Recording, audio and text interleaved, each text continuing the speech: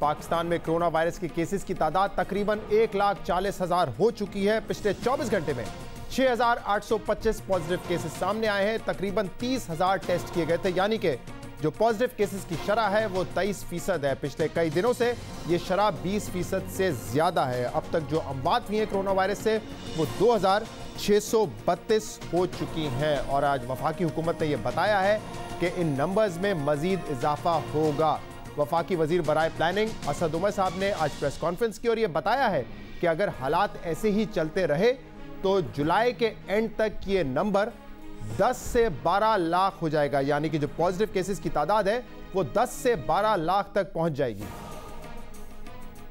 जून के वस्त में तकरीबन हमारे 1.5 लाख केसेस जो हैं वो कोरोना के टेस्टेड पॉजिटिव केसेस हमारे पास मुल्क के अंदर मौजूद हैं। जिस तरीके से इस वक्त सूरत हाल जा रही है, अगर इसमें कोई तब्दीली ना की गई तो हमें हमारे जो माहिरीन हैं वो ये बता रहे हैं कि जब तक जून के आखिर तक हम पहुंचेंगे तो इस तादाद में तकरीबन 2 गुना का इजाफा हो चुका होगा, यानी ये तकरीबन 3 लाख तक भी पहुंच सकती है तादाद।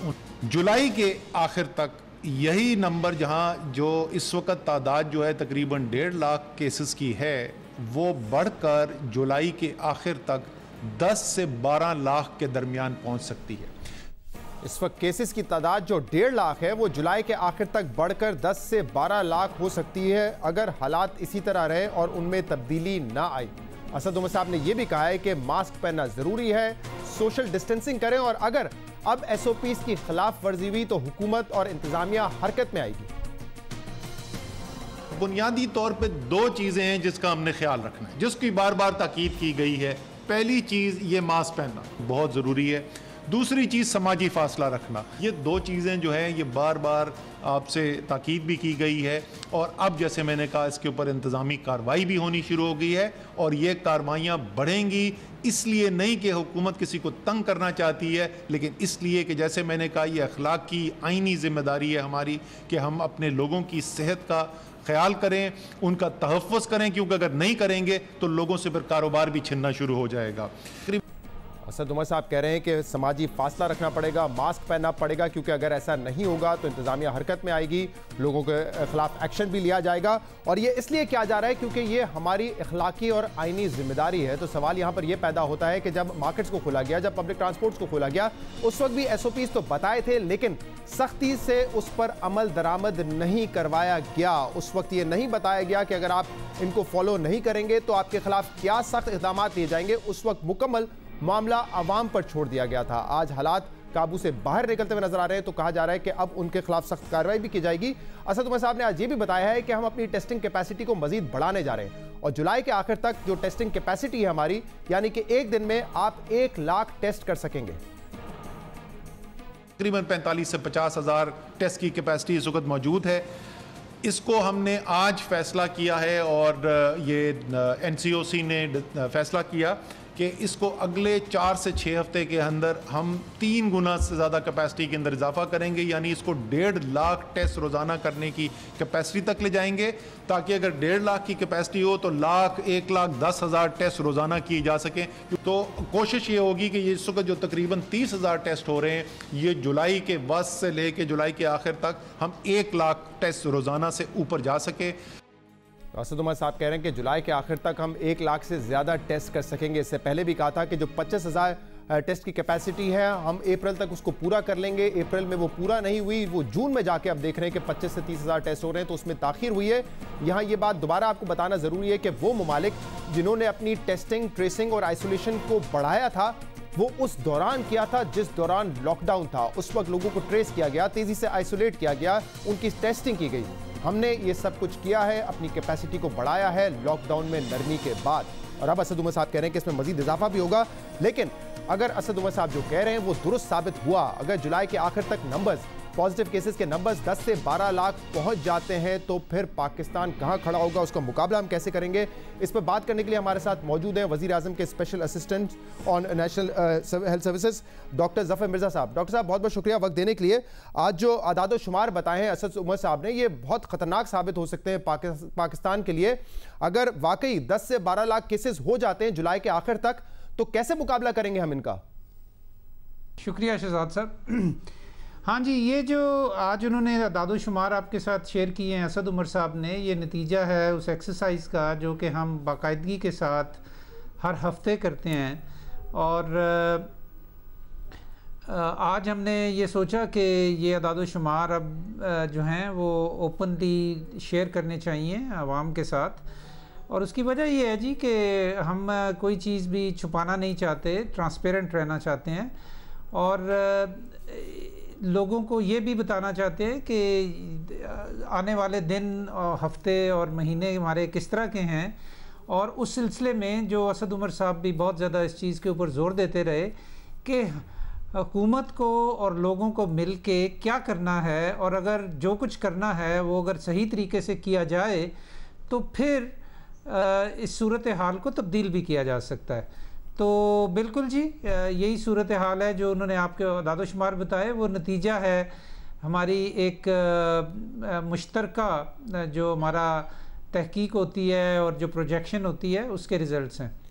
तो आपकी तहकीक ये कहती है कि 10 से 12 लाख केसेस हो सकते हैं। इस हवाले से आपकी तहकीक क्या कहती है कि हमारे पास हेल्थ सर्विसेज होंगी क्या? उन केसेस से निपटने के लिए इतने रिसोर्सेज हमारे पास अवेलेबल होंगे जुलाई के आखिर तक?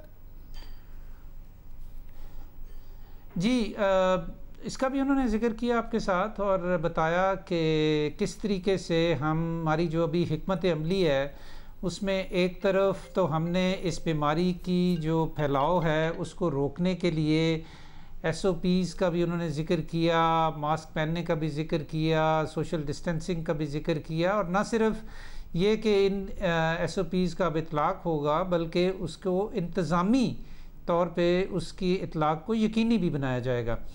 और उसके साथ साथ फिर उन्होंने ज़िक्र किया जो टारगेटेड या स्मार्ट लॉकडाउन है, जो कि अब तक हो तो रहा था लेकिन जिस तरीके से और जिस सख्ती के साथ उसको होना चाहिए था वो नहीं हो पा रहा था। तो उसके अंदर भी हमने एक बहुत बड़ी तब्दीली की है। और जिस तरह उन्होंने फरमाया, कल भी हमारी मीटिंग हुई, प्राइम मिनिस्टर भी थे उस हमारी वीडियो कॉन्फ्रेंस में, पंजाब के साथ बहुत तफसील के साथ इस पे बात हुई।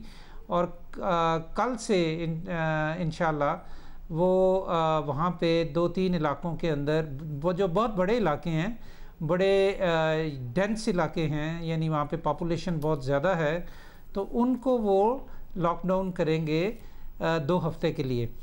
तो डॉक्टर साहब मैं अपने सवाल को के वो तरीके हैं, मैं एक मिनट अर्ज़ कर रहा हूँ जी, मैं अर्ज़ कर रहा हूँ जी, ये वो तरीके हैं कि जिससे हम बीमारी के फैलाव को रोकेंगे। दूसरी तरफ हमारा जो दूसरा बहुत अहम जुज़्व है वो ये है कि हमने अपने हेल्थ केयर सिस्टम की कैपेसिटी को कैसे बढ़ाना है। और हमने इसका भी पूरा तखमीना लगाया है कि जुलाई के आखिर तक हमें क्या कुछ करने की ज़रूरत है और हम उसको करने के लिए तैयार हैं। उसकी तैयारी भरपूर तरीके से हो रही है। जून के आखिर तक हम 1000 से ज़्यादा ऑक्सीजनेटेड बेड्स जो हैं वो बढ़ा रहे हैं मुख्तलिफ़ सूबों के अंदर, उनके प्लान्स के मुताबिक, सूबों के प्लान्स के मुताबिक। उसमें फिर हमने ख़ुद भी उसका तज्ज़िया किया वगैरह वगैरह। और इसके साथ साथ जुलाई के अंदर भी इतने ही या इससे ज़्यादा बेड्स इंशाल्लाह बढ़ाएंगे। और इसके साथ साथ HR को हमने किस तरीके से प्लान करना है, वेंट्स को किस तरीके से प्लान करना है, ऑक्सीजन को किस तरीके से प्लान करना है वगैरह वगैरह। तो ये सारी चीज़ें जो है ना बैक वक्त हो रही हैं। एक चीज़ मैं और इसका ज़िक्र कर दूं कि ये जो हमने जो आपको तखमीने दिए हैं, इनका 2 चीज़ों के ऊपर इन्हिसार है। एक ये कि हमारी टेस्टिंग भी उसके साथ बढ़ेगी, जिसका कि उन्होंने उसके भी अदाद-ओ-शुमार दिया आपको।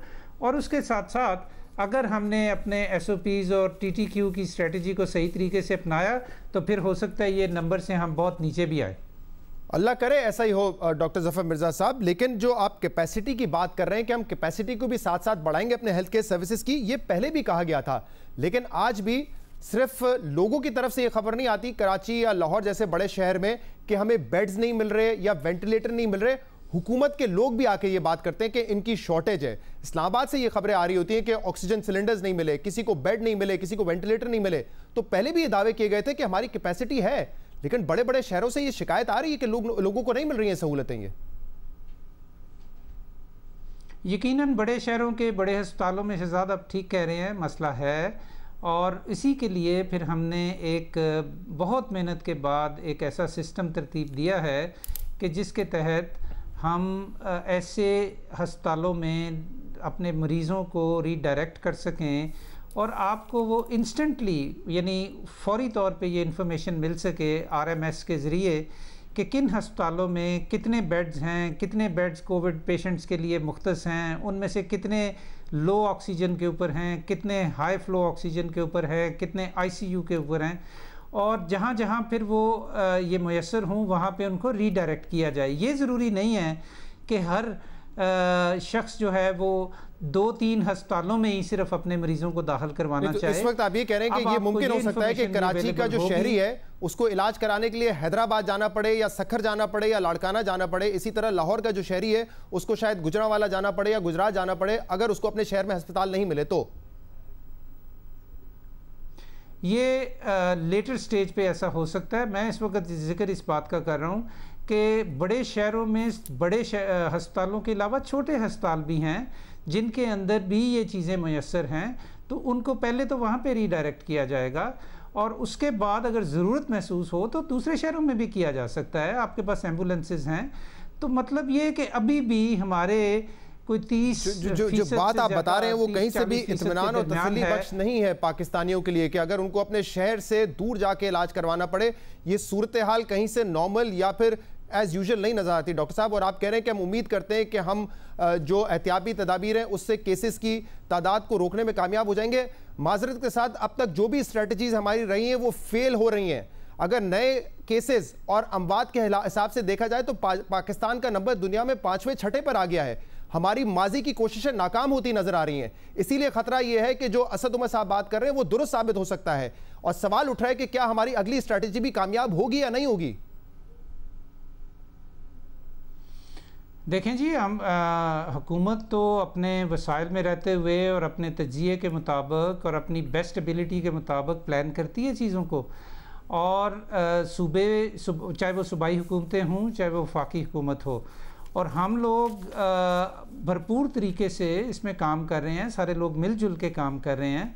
हमारा ये ख्याल है कि जैसा कि प्राइम मिनिस्टर साहब ने भी कहा कि ये जून और जुलाई के महीने कुछ सख्त होंगे और इसमें हमने कभी भी ये नहीं कहा कि केसेस नहीं बढ़ रहे, हमने कभी ये नहीं कहा कि मौत नहीं बढ़ रही और अभी ये बढ़ेंगी, लेकिन हम ये भी कह रहे हैं और उन्होंने भी उस दिन फरमाया कि जुलाई के आखिर में या अगस्त में के शुरू में हम इसको प्लेटू भी करेंगे और फिर आहिस्ता आहिस्ता सूरत हाल बेहतर भी होनी शुरू हो जाएगी। डॉक्टर साहब, ये तखमीने भी गलत लगाए गए हैं। जहां हमारी स्ट्रेटजीज नाकाम हो रही है इस केसेस की तादाद और इसकी स्पीड रोकने में, वहीं ये तखमीने भी गलत हैं। पहले कहा गया कि अप्रैल के वस्त में होगा, फिर कहा गया कि मई के आखिर में होगा, अब कहा जा रहा है कि जुलाई के आखिर अगस्त में होगा। हमारे ये तखमीने भी गलत हैं। जहां पे हमारी स्ट्रेटजी कामयाब नहीं हो रही है, जैसे मैंने दोबारा कहा कि नए केसेस की शरह और जो अमवात की शरह है, पाकिस्तान अब 5वें-6ठे नंबर पर आ गया है दुनिया में। ना स्ट्रेटजीज कामयाब हो रही हैं, ना तखमीने दुरुस्त साबित हो रहे हैं। अब हमें नहीं पता कि कब इसका प्लेटू आएगा, कब केसेस नीचे जाना शुरू होंगे। हमने जी तकरीबन 10 से ज़्यादा ममालिक तमाम बर्रे आज़म में जो हैं, उसमें हमारे जो मॉडलर्स हैं उन्होंने देखा है कि ये जो आउटब्रेक जब होता है किसी भी मुल्क के अंदर और उसमें जैसी भी हिकमत अमली अपनाई जाए, ये तकरीबन 5वें महीने में जाके केसेस के अंदर इस्तेहकाम और फिर डिक्लाइन शुरू होता है 5वें महीने में। अगर आप 26 फरवरी से पाकिस्तान के अंदर पहले केस से इसको देखें तो मार्च, अप्रैल, मई, जून, जुलाई का आखिर बनता है और ये इसमें कोई हमें एक भी ऐसा मुल्क नहीं मिला कि जिसके अंदर 5वें महीने में जाके पहले इस्तेहकाम पैदा ना हो और फिर उसमें डिक्लाइन शुरू ना हो। तो लिहाजा कोई वजह नहीं है कि हम इसके ऊपर शक करें, क्योंकि एविडेंस सपोर्ट्स दिस। जहाँ तक इस बात का ताल्लुक है कलामी के माजर चाहता हूँ, ये आदाद शुमार उससे मुख्तलिफ हैं जो कि हमारी तहकीक है, क्योंकि जो ऐसे ममालिक जहाँ पे तबाही मचाई है कोरोना वायरस ने, वहाँ पर भी 2 माह से 3 माह के अंदर इसका पीक आ गया था, प्लेटू हो गया, फिर केसेस में कमी आना शुरू हुई। मिसाल के तौर पे जो पीक केसेस थे यूके में वो 10 अप्रैल को आ चुके थे, वबा वहाँ पे फरवरी में फैलना शुरू हुई। स्पेन में 26 मार्च को पीक केसेस आ चुके थे, उसके बाद उसमें हमें कमी नज़र आना शुरू हुई है। इटली में 21 मार्च को पीक पे पहुंच चुके थे केसेस, उसके बाद वहां पे कमी आना शुरू हुई है। इसी तरह फ्रांस में भी 31 मार्च को पीक पे केसेस पहुंच चुके थे, उसके बाद कमी आना शुरू हुई है। तो उन ममालिक में जहां शदीद तबाही मचाई है वहां पर भी 2-2.5 महीने में पीक आ गया, और अब जहां पे 6-6 हज़ार केसेस थे वहां पे 200-300 केसेस आते हैं रोजाना के, जबकि हमारे यहां जो केसेस 200-300 थे वो अब 6-6 हज़ार 7-7 हज़ार तक पहुंच चुके हैं। देखें शहजाद साहब, आप जिस तहकीक की बात कर रहे हैं आपने यकीनन की होगी, लेकिन मैं इसको अगर आप तमाम ममालिक का डेटा सामने रखें और उसको मैयर करें पहले केस की इमरजेंस से, फिर पीक तक पहुंचने में, फिर कितनी देर वो पीक कायम रहती है और फिर कब डिक्लाइन शुरू होती है, तो ये ऑन एवरेज आप 5th मंथ में पहुंच जाते हैं। ये बात आप ठीक करें डॉक्टर साहब, लेकिन हम तो 5th महीने 6th महीने में जाके 5वें 6ठे महीने में जाके तो हम पीक को टच करेंगे, फिर वो प्लेटू होगा, फिर नीचे आएगा, तो हमारा तो पीक ही डिले होता जा रहा है। और फिर हम अगर चाहते हैं कि मईशत चले तो सवाल ये पैदा होता है कि बढ़ते हुए केसेस के साथ, इतनी तेजी से बढ़ते हुए केसेस के साथ हम मईशत को कैसे चलाएंगे, जो कंसर्न है वजीर आजम इमरान खान का। जी और उसके लिए ये ज़रूरी है ना जी कि अगर साथ मईशत भी चलानी है तो फिर आपको टारगेटेड हॉटस्पॉट की कॉर्डन ऑफ करनी पड़ेगी, जो कि अब शुरू हो रही है बड़े भरपूर तरीके से। तरीका यही है, WHO की भी रिकमेंडेशन यही है कि जब तक आप टारगेटेड लॉकडाउन्स नहीं करेंगे उस वक़्त तक आप जनरलाइज्ड लॉकडाउन्स अगर कर भी लें तो उनको आप सस्टेन नहीं कर सकते। WHO ने कहा था इंटरमिटेंट लॉकडाउन करें, यानी कि 15 दिन लॉकडाउन हो 15 दिन खुले। टारगेटेड लॉकडाउन की बात WHO ने नहीं की है, उन्होंने कहा था कि 15 दिन खोले 15 दिन बंद करें, ये उनकी रिकमेंडेशन थी। जी मुझे उनका ख़त मौसूल हुआ है ना, तो मैं आपको उसी ख़त में से एक इक़्तिबास बता रहा हूँ कि जिसमें उन्होंने कहा है कि आप टारगेटेड वो भी करें। इंटरमिटेंट जो उन्होंने कहा है कि 2 हफ्ते करें 2 हफ्ते छोड़ें, उससे हुकूमत एग्री नहीं करती। तो आप किस चीज से एग्री करते हैं डॉक्टर साहब? हुकूमत किस बात से एग्री करती है? देखिए हम एग्री नहीं करते। हुकूमत किस बात से एग्री करती है? दुनिया में हमने 3 मिसालें देखी हैं। एक तो निहायती सख्त लॉकडाउन 15 दिन से 1 महीना किया गया, हमने उतना सख्त लॉकडाउन नहीं किया। दुनिया ने टेस्टिंग अपनी तेजी से बढ़ाई, हमने उसमें भी ताखीर की है टेस्टिंग बढ़ाने में, और दुनिया उस वक्त टेस्टिंग अपनी पीक पे लेके गई जिस वक्त वो लॉकडाउन में थे। हमारी टेस्टिंग उस वक्त बढ़ रही है जब लॉकडाउन खत्म हो चुका है। तो इस दूसरी स्ट्रेटेजी में भी हम कामयाब नहीं हुए। तीसरी स्ट्रेटेजी थी कि अगर आप बाजार खोलने जा रहे हैं, तमाम इकोनॉमी के सेक्टर्स आप खोलने जा रहे हैं, तो आप भरपूर SOPs के साथ खोलें। वहां पर भी हमने ये नहीं किया। आज हम बैठ के ये बात कर रहे हैं कि लोगों पे जुर्माना लगाएंगे, सख्ती करेंगे, जब बाजारें खुले हुए 1 महीना हो चुका है और शदीद इंतहाई SOPs की खिलाफ वर्जी हो चुकी है। हम हर चीज में ताखीर से क्यों फैसले कर रहे हैं? यही आज जो मैसेज आप दे रहे हैं कि हम सजा देंगे, हम बंद कर देंगे, हम स्मार्ट लॉकडाउन करेंगे, 1 महीने पहले क्यों नहीं किया जब ये फैसला किया गया कि हम बाजारें खोलने जा रहे हैं, पब्लिक ट्रांसपोर्ट खोलने जा रहे हैं? जी देखें, जो आपने ये बात की, अगर तो आप लिस्ट करना शुरू करें ना कि मुख्तलिफ ममालिक ने क्या क्या हिकमतें अमलियाँ अपनाई, तो वो तो चंद एक ही हैं, लेकिन कैसे अपनाई इसका हर मुल्क का अपना एक तरीक़ाकार था, जिसमें कि आपके हमसाया मुल्क है आपके साथ इंडिया, उन्होंने किस तरह लॉकडाउन किया और खोला। हर मुल्क का एक तनाजुर होता है, उसमें लीडरशिप बैठ के मजमूई तौर पे चीज़ों को देखती है, सिर्फ बीमारी को नहीं देखती, और तमाम चीज़ों को मद्देनज़र रखते हुए इज्तिमाई दानिश में जो चीज़ बेहतर लगती है उसके ऊपर फ़ैसला किया जाता है। यही पाकिस्तान में हुआ, and we stand by what we have done. Our prime minister is saying from the beginning कि ये सूरत हाल जो है केसेस की बढ़ेगी भी, और जाहिर है कि उसका जो फॉल आउट है वो भी होगा, और हमने इसके साथ साथ अपने चीज़ों को किन किन चीज़ों को बेहतर करना है, कौन कौन सी चीज़ें अपनानी हैं। यहाँ तो हमें ये नजर आ रहा है डॉक्टर साहब की जिम्मेदारी आवाम पर या दूसरों पर डालने की कोशिश की जा रही है। पहले कहा फ्लू है, फिर कहते हैं कि नहीं आवाम समझती है फ्लू है। पहले लॉकडाउन किया, फिर कहते हैं लॉकडाउन अशराफिया ने किया। पहले कहा कि हम खोलने जा रहे हैं, SOPs को फॉलो की जिम्मेदारी आवाम की है। अब हम कह रहे हैं कि नहीं, अब ये जिम्मेदारी हुकूमत लेने जा रही है कि हम इसको बावर करवाएंगे, इंप्लीमेंट करवाएंगे।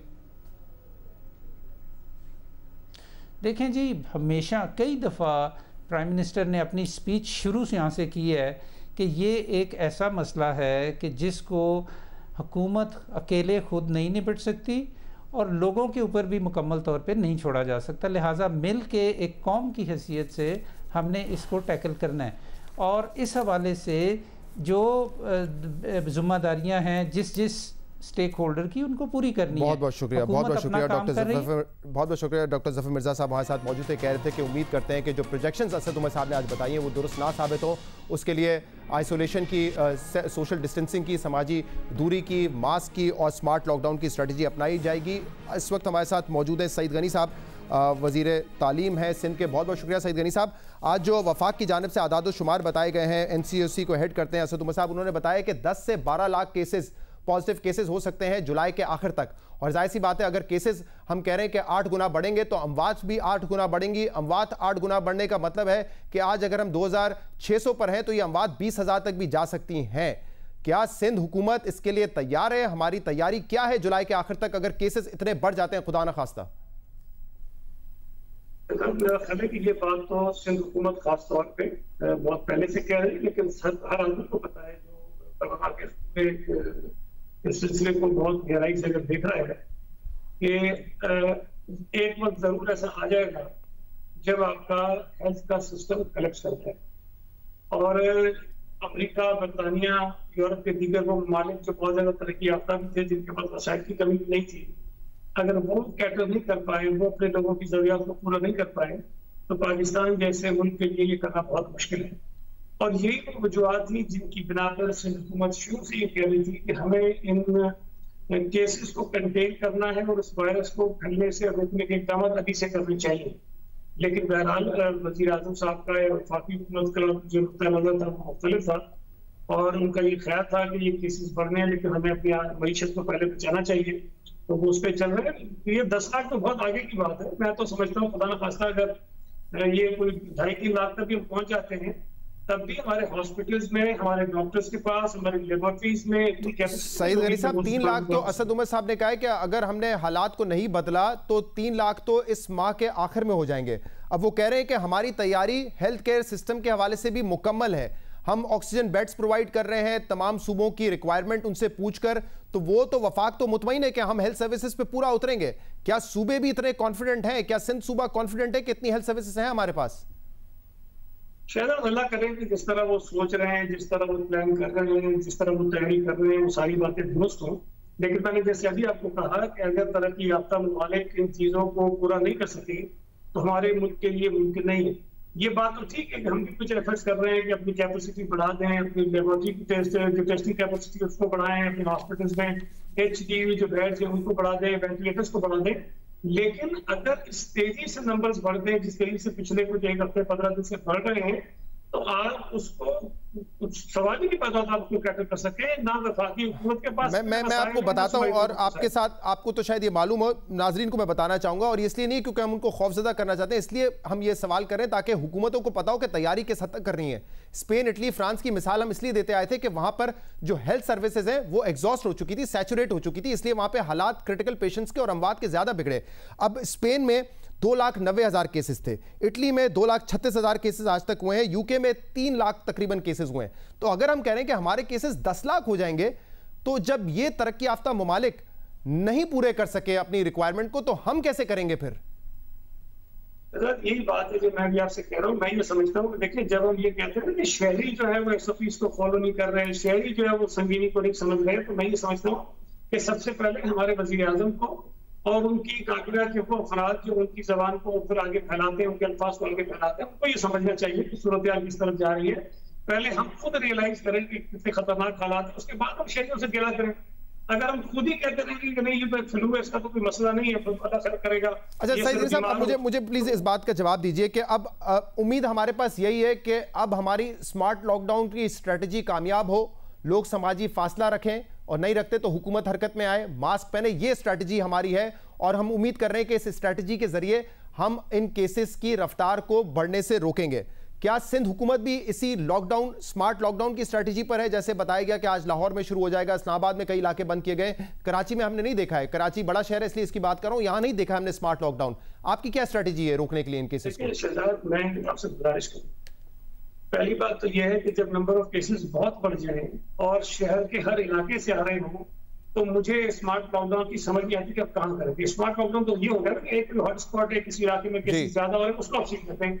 अब अगर पूरे के पूरे शहर में, पूरे के पूरे मुल्क में हर जगह से केसेस निकल रहे हों तो आप किस किस इलाके में जाके स्मार्ट लॉकडाउन के तौर पर सीख करोगे? तो आप अगर कराची की हद तक बात करें, आप ये कह रहे हैं कि कराची में कोई इस वक्त हॉटस्पॉट्स नहीं है, तमाम इलाके ही बराबर ही हैं। देखिए 19-20 हो गए ना, और उसकी भी मैं आपको वजह बताऊं। देखिए हम अभी तक जो टेस्ट कर रहे हैं वो बहुत कम है।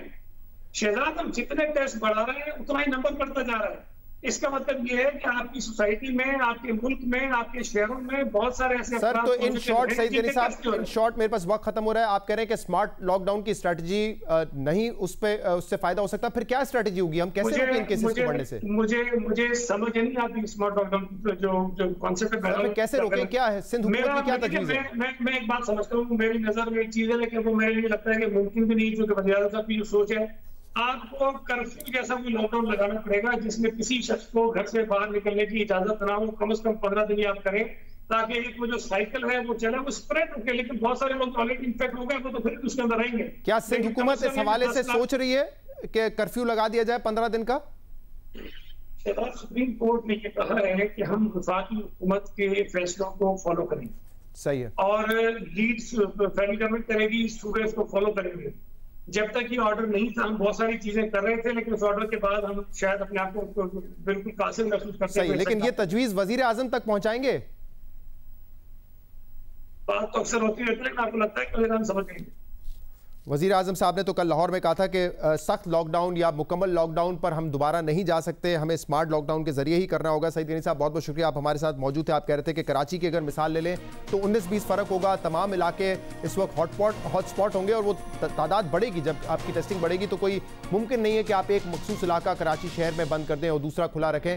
अगर करना पड़ेगा तो सारा कुछ ही करना पड़ेगा। वो कह रहे हैं कि मेरी तजवीज़ ये है कि 15 दिन के लिए मुकम्मल कर्फ्यू लगा दिया जाए, जिससे हुकूमत, वफाकी हुकूमत इत्तेफाक नहीं करती है। लेकिन ये कंसर्न है, हर उस शख्स को जिम्मेदारी लेनी होगी जिसने ये फैसले किए हैं, जिसकी वजह से आज अगर नए केसेस की तादाद देखी जाए या अमवात की तादाद देखी जाए तो पाकिस्तान उन यूरोपियन कंट्रीज़ को पीछे छोड़ चुका है जहां इस वबा ने तबाही फैलाई है। इस पर हम बात करेंगे किस किस तरीके से वहां पे भी जिम्मेदारी ली गई है, जहां पे सिर्फ 15-20 हज़ार केसेस आए हैं, किस तरह जिम्मेदारी ली गई, किस तरह एहतसाब हुआ है वहां पर।